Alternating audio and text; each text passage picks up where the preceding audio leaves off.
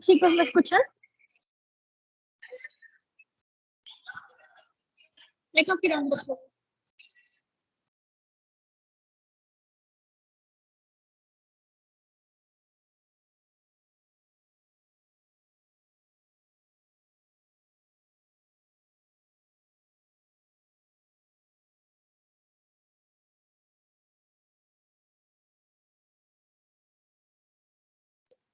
Chicos, confirman si me escuchan. Ya, gracias. Y a ver, entonces, este sería el tema número 10, me parece. Em, sí, la siguiente semana veríamos el 11 y más tarde voy a enviarles una encuesta para ver si el tema 12, que son dos temas, quiere llevarlo el mismo día o en días diferentes, para saber cómo la junto mejor los dos. Bueno, bueno, antes de empezar con el tema culturas como tal, tienen que ser unas generalidades. em, Tienen que tener el término primero de lo que es articulaciones, que básicamente son las estructuras que sirven de unión entre huesos. También tenemos lo que son los ligamentos, que son los tejidos conectivos, que son resistentes y que son elásticos, que vienen a unir a los huesos, y estos forman parte de las articulaciones en sí. Y también tenemos los tendones, que son otro tipo de tejido conectivo, pero que en esta ocasión va a unir a músculos con huesos. Entonces, para resumir, tenemos ligamentos y tendones que son tejidos conectivos. Los tendones forman, bueno, unen músculos y huesos, y los ligamentos unen huesos con huesos, formando parte de las articulaciones, que es la unión en sí misma. Todas estas permiten que nosotros podamos movernos, que podamos generar la contracción muscular, tengamos estabilidad, en fin. Ahora, ¿por qué es importante que sepan lo que son las fracturas y demás? Básicamente por las propias lesiones que van a haber en los huesos y en las articulaciones. Estas ocurren muy frecuentemente, por eso que existe un médico especializado en ello exactamente. Estos, si bien son dolorosas, son raramente mortales, pero ojo que si no son adecuadamente tratadas, sí pueden traer efectos a largo plazo. Chicos, dame un segundo.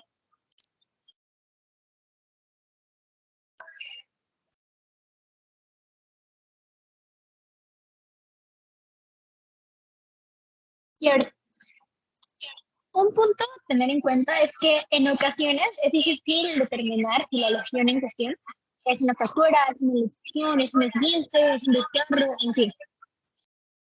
Para ello usualmente necesitamos métodos de diagnóstico para poder determinarlo, como puede ser tomografías, radiografías, ultrasonografía, etcétera.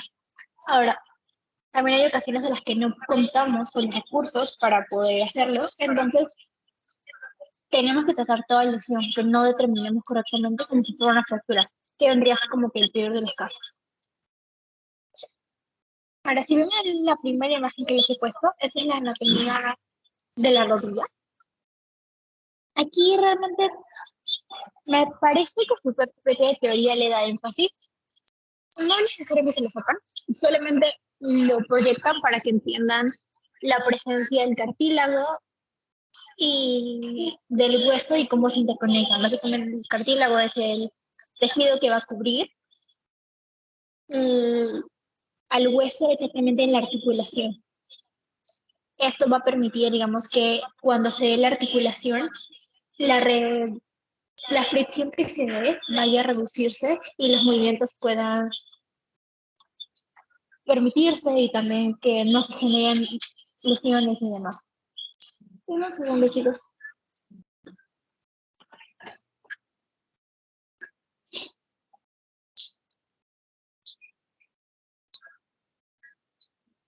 Bueno, ya. Entonces, empezando con las clasificaciones, tenemos lo que son los esguinces. Los esguinces, también llamados torceduras, son un tipo de lesión en los ligamentos por la distensión o el estiramiento excesivo de los mismos, aunque también puede ser por la torsión. Entonces, tiene que ser más por el estiramiento realmente. Ahora, esto no hay que confundirlo con lo que es el desgarro, porque el desgarro es la lesión en el tejido muscular, que es diferente, como les digo, que esta es la lesión en los ligamentos.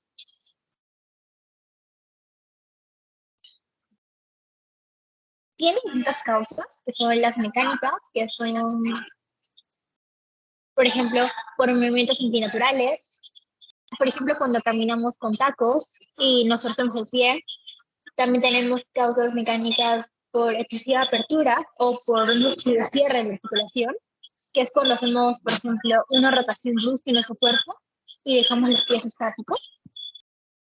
Y finalmente tenemos la causa mecánica de exigencia de movimientos bruscos, que se explico por sí mismo. También tenemos causas traumáticas, que pueden ser por caídas, por golpes, etc. Dentro de los síntomas que vamos a encontrar en el esguince, vamos a tener al dolor localizado en la articulación. Este al principio va a ser intenso, pero luego va a ir disminuyendo. Va a haber un aumento del volumen de la zona, es decir, vamos a encontrar hinchazón. Vamos a encontrar edema y equimosis, que es cuando la lesión que compromete vasos sanguíneos de mediano calibre y se ve como si fuera un moretón llano. Eso me parece que lo vimos en la clase pasada. Ojo que este se va a demostrar horas después del accidente, no en el mismo momento. También vamos a presentar impotencia funcional, que vendría a darse por imposibilidad del movimiento normal de la articulación que tengamos en cuestión. Dependiendo de la gravedad de la lesión, eso puede durar poco tiempo o puede durar incluso meses. Y finalmente tenemos que no suele ocurrir mucho parálisis temporal. Ahora, la clasificación se divide en grado 1, grado 2 y grado 3. La grado 1 se llama también entortis, que viene a presentar dispersión parcial del ligamento con pequeñas roturas del mismo. No hay roturas ni arrancamiento del hueso. La articulación vamos a ver hinchada. El dolor tiende a ser de variable intensidad y sí vamos a encontrar movimientos normales, es decir, el paciente no tiene problemas en apoyar la articulación, entonces no hay problema. También tenemos el esguince de grado 2, en el que sí vamos a ver una rotura parcial o incluso total de los ligamentos, pero tiende a comprometer menos del 50% del total de los mismos. En esta, por el porcentaje de roturas sí va a haber un dolor intenso, por ende también van a haber movimientos anormales bastante amplios.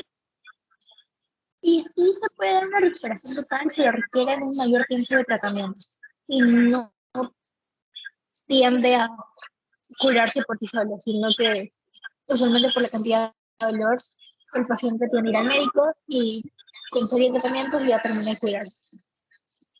Finalmente tenemos el esguince de grado 3, en el que sí vamos a hacer una rotura de ligamentos, pero ahora también con un arrancamiento de sí. En este caso se va a comprometer a más del 50% del total de ligamentos. Aquí va a haber requerido un tratamiento quirúrgico, ojo que no todas las veces, pero el diagnóstico puede dictarlo a veces, según la radiografía.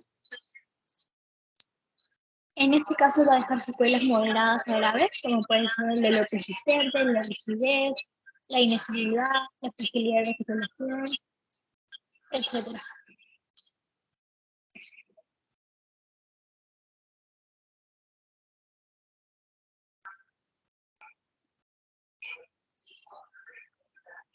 Bueno, de cómo se trata una lesión, primero hay que tener en cuenta que existe un tratamiento básico para cualquier tipo de esguince, que es el que aparece en la imagen de la izquierda, que obviamente tienen que reposar el tobillo o tienen que reposar la articulación que está en cuestión.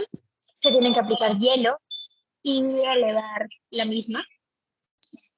debe ser un vendaje funcional, aunque si es de grado 1, tendría que usarse, pero puede ser opcional. A partir del quinto día se recomienda aplicar calor y moverlo. Ojo, cuando hablo a partir del quinto día, tiende a ser de las esguinces de grado 2 o grado 1 o grado 3.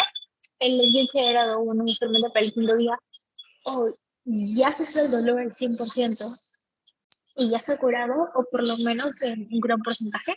Entonces, con eso no hay problema. Y bueno, también hacer ejercicios de recuperación, aunque esto usualmente se tiende a ver en los esguinces de grado 3. En cuanto a la escala de analgésicos, ahí van a ver la de grado 1, grado 2 y grado 3. Y los analgésicos que se recomiendan.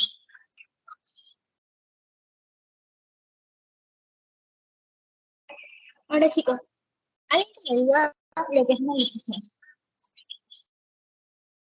ya sea por chat o por audio, si no voy a empezar a llamar.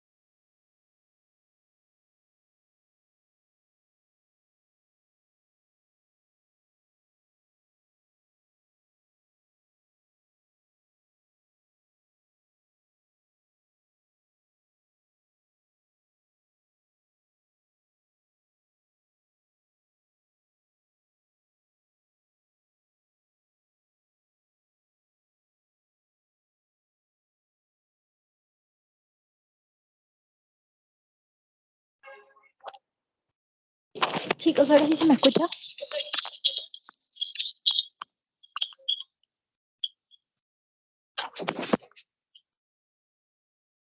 Ya, perfecto. Bueno, entonces les preguntaba, ¿qué es una luxición? Según el conocimiento que ya tienen. Necesito que alguien levante la mano o escriba, como guste. Si no, voy a llamar, chicos.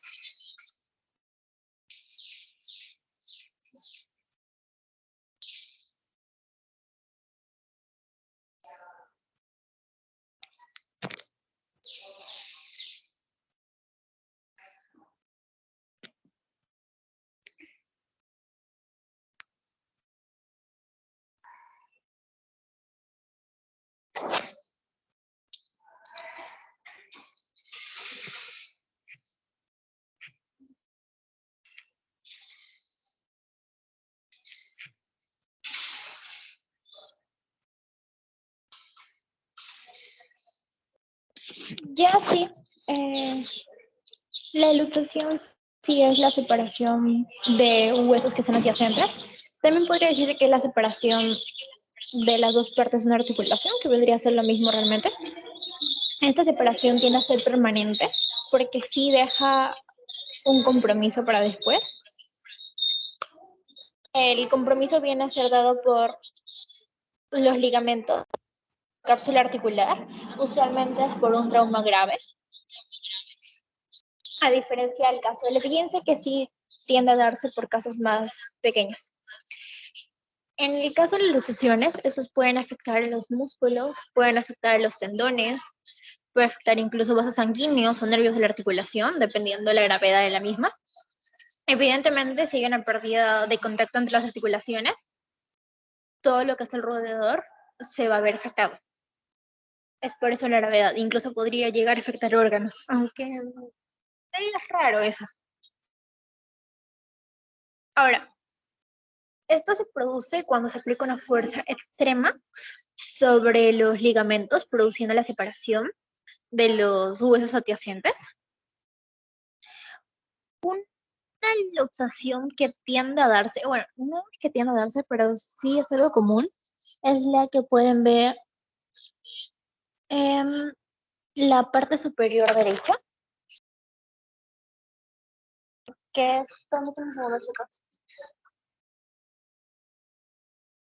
Ya, perdón, que es la del húmero con la cavidad glenoidea o básicamente la zona del hombro.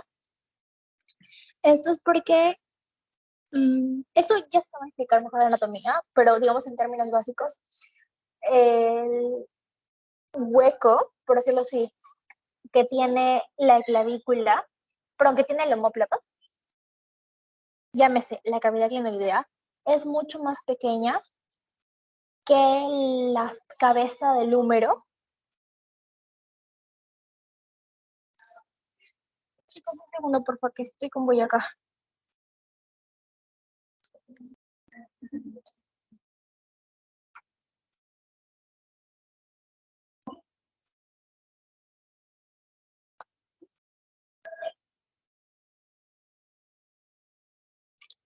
Ya, chicos, les decía, esta luxación es bastante común básicamente porque la dimensión, digamos, de la cavidad glenoidea, que es la zona del omóplato, que viene a ser como que la parte de ensamble de la articulación, junto con la cabeza del húmero, que es la partecita que ven, o sea, que justo ven en la propia articulación, que es mucho más grande, al ser la diferencia de tamaños relativa, tiende a no encajar en algunas ocasiones ante un movimiento muy brusco y eso genera que se salga de su lugar, como pueden ver ahí en luxación anterior o luxación posterior. No estoy segura si pueden ver bien el pepito realmente, pero si no, ya lo subí al Drive, así que pueden revisarlo. Bueno, en el caso de las luxaciones, vamos a ver distintos síntomas, como puede ser el dolor agudo localizado en la propia articulación. Van a ver impotencia funcional inmediata e incluso absoluta. Esta tiende a ser por varios días o incluso semanas, dependiendo de la gravedad. Va a haber un aumento considerable de la hinchazón. Va a haber un acortamiento o un giro normal en la zona. En el caso de la que les digo, de la luxación que les digo que es bastante común entre el húmero y el omóplato, van a ver esa zona del hombro casi como si tuvieran dos hombros, como para que se den una idea. Va a haber una deformidad luego de la reducción propiamente. Es decir, aún si recibimos tratamiento médico, etcétera, en raras ocasiones la zona se va a ver igual a como era originalmente. También va a haber una hemartrosis, que es básicamente una hemorragia en la cavidad articular. Y va a haber un daño neurovascular, como les decía, va a afectar a los vasos sanguíneos, a los nervios, en fin. Ahora, para el tratamiento hay un punto clave que es no hay que intentar regresar el hueso a su lugar. Es decir, no hay que intentar reducir. Reducir es el término que se emplea para esto. Yo sé que muchas películas, series lo han visto probablemente de que tal persona se luchó y de pronto están en un, no sé, una escena de acción o algo y simplemente lo regresa a su lugar para luego seguir como si nada, ya, no. Empeora la situación así. Si es que siquiera puedes, porque para eso se necesita mucha fuerza. También tenemos para tratar de ese tipo de lesión, tenemos que inmovilizar la región lesionada, valga la redundancia, en la posición en que se encuentre, tal cual, sin mover a la víctima.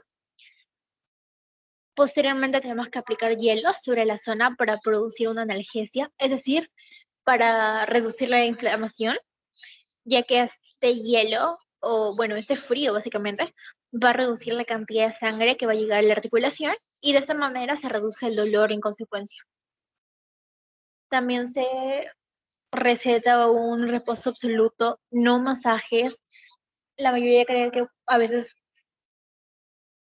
probablemente cuando te caes o algo, es común sobarte la zona afectada y así el dolor disminuye. Y así en este caso intentamos hacerlo, el dolor no va a disminuir, el dolor se va a poner peor, porque esto va a generar un calor y al generar calor va a ser lo contrario de lo del hielo, va a llegar más sangre y en consecuencia, pues como les digo, va a haber mayor dolor. También tiene que tomarse en cuenta un chicos un segundo, por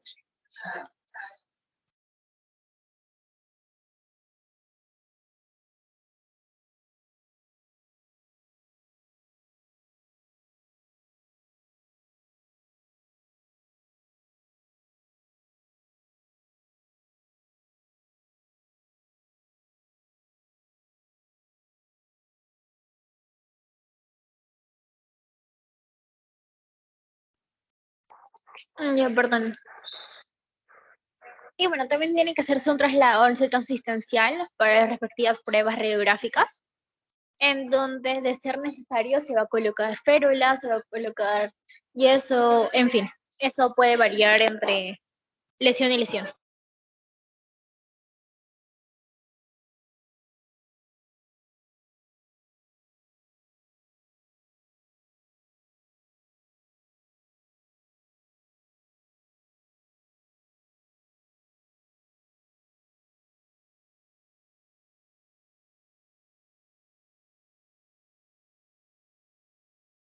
Bueno, en este caso, las articulaciones más comprometidas en el caso de luxaciones van a ser el tobillo, el hombro, como les digo, la rodilla y la cadera. El hombro va a ser el 95% de los casos una luxación de tipo anterior, que es la que ven en el primer caso, y el otro 5% una luxación de tipo posterior, es decir, el hueso húmero se va a ir como hacia atrás. Este tipo de luxación, la posterior, es la más compleja de curar. También tenemos, como les digo, una bastante común es la de tobillo. Esta de hecho es la más común. No necesita golpes fuertes para producirse y comúnmente es causado por una mala postura, sobrepeso, falta de ejercicio, en fin. También se puede encontrar luxaciones a nivel de la rodilla porque se compromete la rótula y la articulación femoral tibial. Y finalmente, aunque es raro ver, se van a ver luxaciones a nivel de la cadera. Generalmente se van a hacer secundarias a traumas mayores, como automovilísticos y demás. Bueno, las fracturas. Estos van a ser soluciones de continuidad a la zona ósea o cartilaginosa que van a ser consecuencia de tracciones, de fuertes fuerzas, valga la redundancia, perdonen, de golpes, en fin, cuya intensidad van a superar la resistencia del hueso que tenía inicialmente. Este tipo de fracturas puede ser parcial o total y en sí normalmente va a ser una lesión de los huesos. Esta van a poder clasificarse primero por su etiología, en la que vamos a ver fracturas traumáticas, que básicamente pueden ser por trauma directo o por trauma indirecto.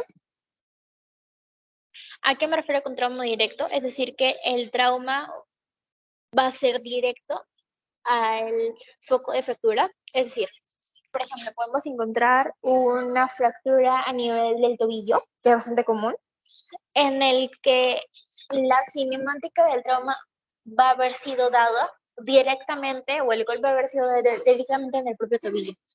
Por otro lado, podemos encontrar por trauma indirecto, en el que el trauma va a estar alejado del foco. Es decir, por ejemplo, ustedes se caen de las escaleras y se golpean, no sé, la rodilla. pero al golpearse la rodilla, como efecto secundario, su tobillo termina doblándose y se fractura en el tobillo. El foco de por sí no fue el tobillo, fue el rodillo, pero afectó el tobillo. A eso me refiero. También tenemos en clasificación por citología, tenemos por aplastamiento. Este se ve en caídas. Es una fractura indirecta, como les decía, de trauma indirecta. Esto usualmente se ve en fracturas conminutas y generalmente va a estar a nivel de las vértebras, es decir, a nivel de la columna vertebral. Aquí también encontramos a las fracturas por fatiga, que estas tienden a verse en atletas. También son conocidas espontáneas o por estrés. Usualmente van a ser fracturas lineales y en la mayoría de casos van a ser fracturas a nivel del miembro inferior. También tenemos las fracturas obstétricas, que son producidas por las maniobras que realiza el ginecólogo o el obstetra en los partos para que pueda salir el bebé. En este caso, una de las fracturas más comunes es la de la clavícula. Y no es mortal, pero sí puede tener efectos a largo plazo. También tenemos la clasificación según la exposición. En este caso pueden ser fracturas cerradas o fracturas abiertas. Acá no hay mucho que explicar, pero básicamente, si es cerrada, la punta de la fractura no se asocia a la ruptura de la piel. Es decir, puede que se pueda ver una piel, bueno, yo que sé, es una fractura a nivel de la pierna o a nivel del tobillo, nuevamente van a ver una cierta deformidad, pero no van a llegar a ver propiamente el hueso. En cambio, en el caso de una abierta, alguno de los lados del hueso fracturado sí va a salir por la herida y esto va a permitir el paso de microorganismos patógenos, por ejemplo, que son provenientes de la piel o del exterior. También tenemos lo que son la clasificación por su ubicación. Aquí hay que recordar, voy a regresar un momento a la primera diapositiva, no me acuerdo si sale. Ya, si pueden ver las partes del hueso, van a ver que existe la epífisis y la diáfisis. De hecho, también está la metáfisis, pero no tenemos en cuenta. Un segundo, chicos.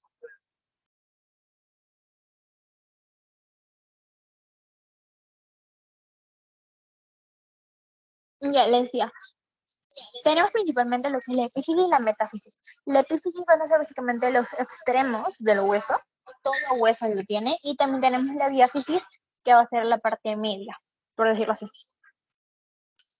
La metáfisis, como les decía, no lo toman en cuenta, pero por si quieren saber, es el punto, digamos, de unión entre la epífisis y la diáfisis. Entonces, todo hueso largo tiene dos epífisis, dos metáfisis y una diáfisis. No, regresando a la diapositiva. Ya.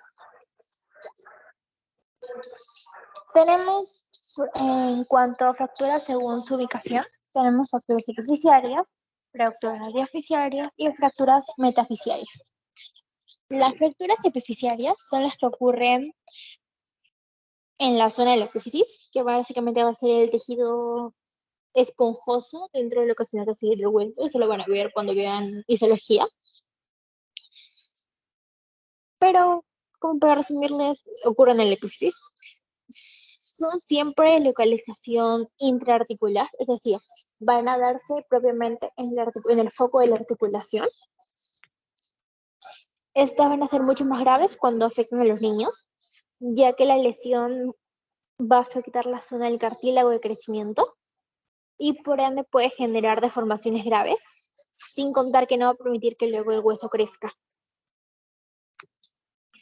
También vamos a encontrar fracturas diafisiarias, que estas van a ocurrir en la diáfisis, es decir, la parte media del hueso, que son lugares con poca irrigación sanguínea, por lo que dependiendo de la gravedad, estas podrían generar incluso necrosis o hipoperfusión.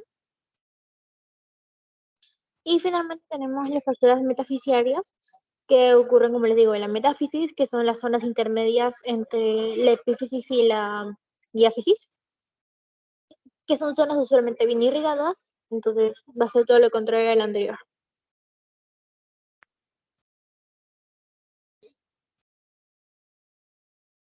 Ya, dame un segundo.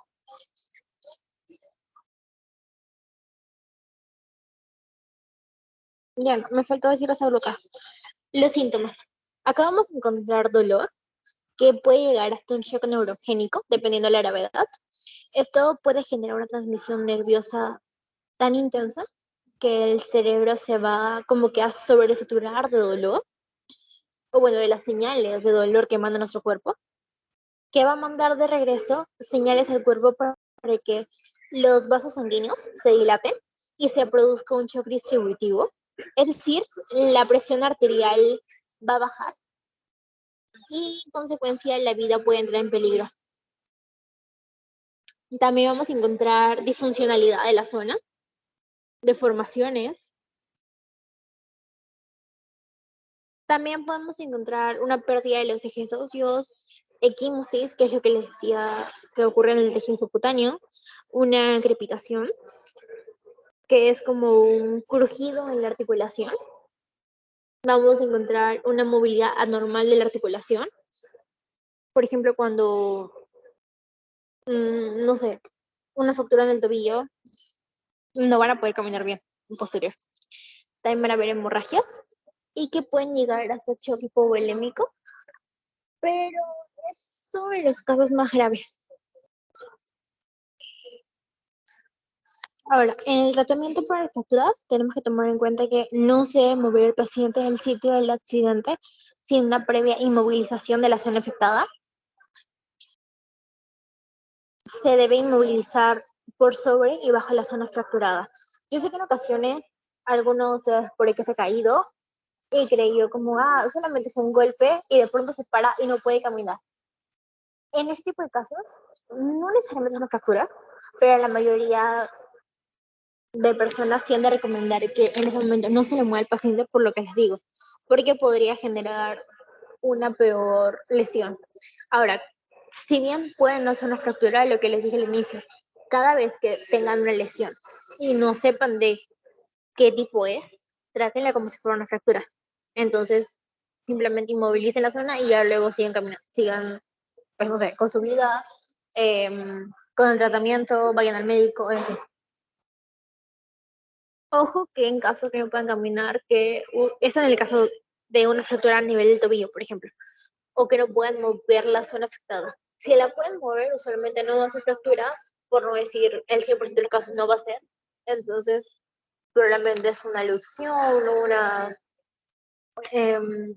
esguince, en fin, ¿no? Ahora, se debe prevenir el shock.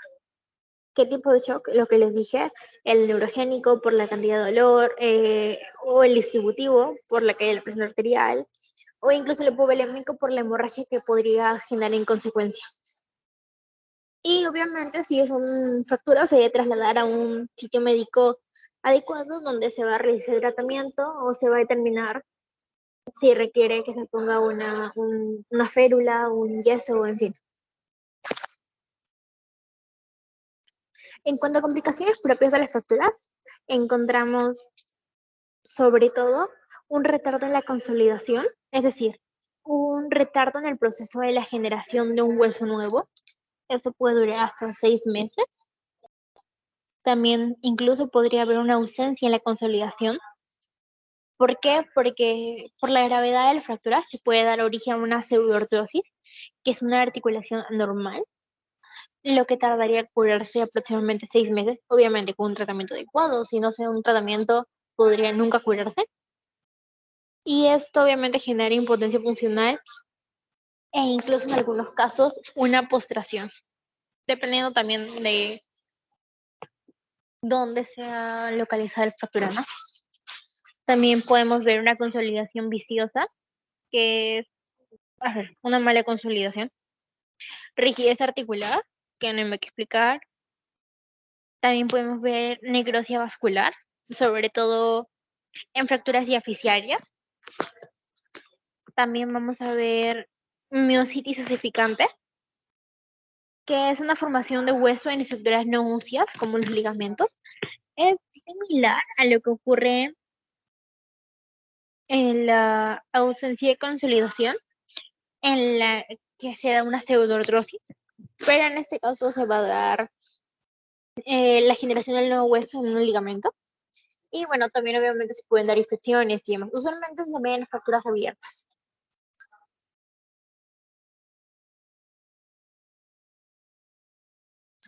También podemos encontrar como complicaciones a las hemorragias internas, externas, choque hipovolémico, como le decía, lesiones vasculares que pueden ser por pérdida de la circulación, cuando se lesiona el vaso sanguíneo y entonces la circulación deja de fluir correctamente en toda la zona en cuestión. Esto puede causar pérdidas del miembro o por lo menos pérdidas de la funcionalidad del mismo. También vamos a ver lesiones neurológicas que suele ocurrir por roturas en la estructura nerviosa y lesiones viscerales que puede darse, por ejemplo, en una fractura de pelvis cuando se perfora la vejiga a raíz del proceso de lesión.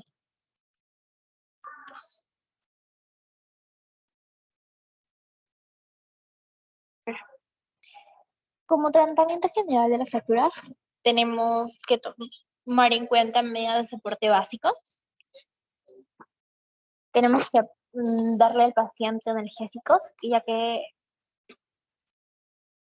ya sean relajantes musculares, anestésicos, en fin, que van a evitar contracturas musculares y obviamente van a disminuir el dolor del paciente. También se debe recetar o indicar, mejor dicho, una inmovilización, ya que esto va a disminuir la pérdida de sangre y obviamente del dolor. Y va a ser el traslado mejor como para que la lesión no empeore y se prevea de esa manera también peores dolores del paciente. Para ello se debe hacer una fijación externa o una fijación interna. Fijación externa es la más común, que es la que pueden ver en la imagen de arriba, que tiene el paciente como una madera o una tablita y viéndose alrededor de su pierna, como que amarrándolo a la misma. Esto va básicamente a estabilizar la zona o por lo menos el foco. También puede verse usualmente con férulas, con yesos, en fin. O por eso también le ponemos la fijación interna, que esto va a estabilizar el foco mismo, no toda la zona. Y puede inmovilizarse la zona a través de clavos, tornillos, placas, en fin, que van a permitir que el hueso se vuelva a formar. Esto usualmente se ve en fracturas complejas o con minutos y pretende que ocurra el proceso de osteosíntesis, es decir, formación de un nuevo hueso. Esto si ocurre a nivel quirúrgico, no va a verse de manera extrahospitalaria.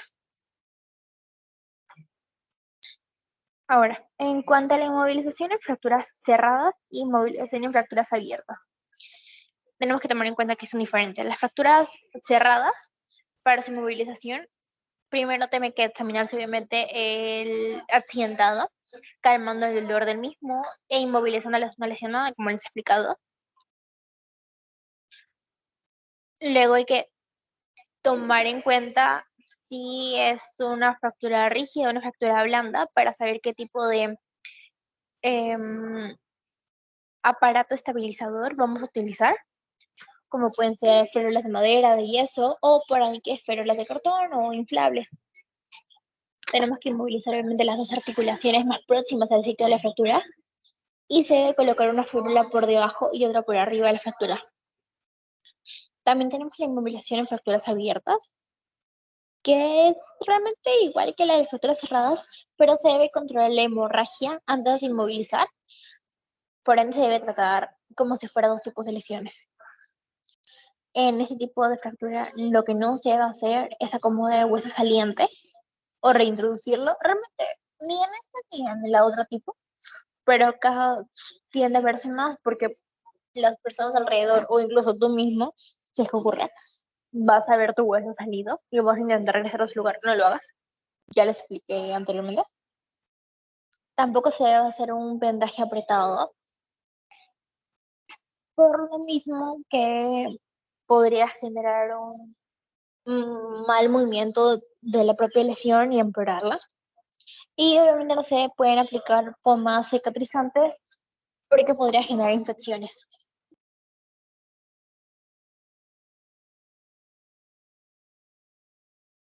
Permítame un segundo.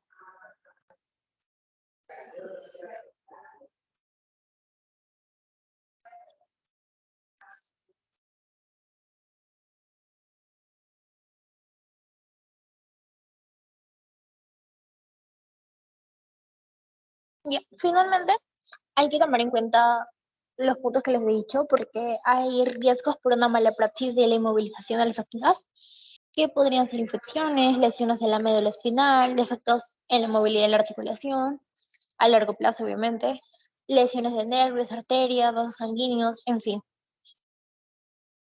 Y bueno, eso sería todo.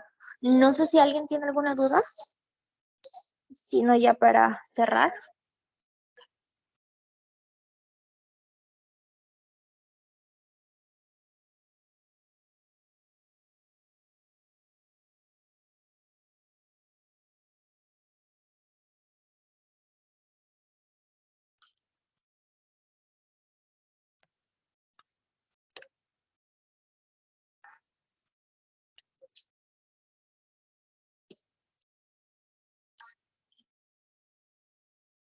Ya listo, les estoy enviando ahorita el post-test para que lo hagan.